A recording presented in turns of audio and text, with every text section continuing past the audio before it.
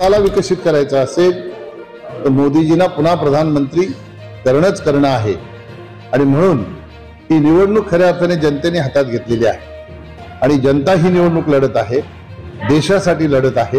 म्हणून आपल्या माध्यमातून मी जनतेला विनंती करेन की 20 मेला देशासाठी आपण मतदान करायचं आहे आणि 20 मेला होणाऱ्या निवडणुकीसाठी मी आज भिवंडीतील छत्रपती शिवाजी महाराज चौकातून रॅलीने जाऊन नामांकन भरणार आहे।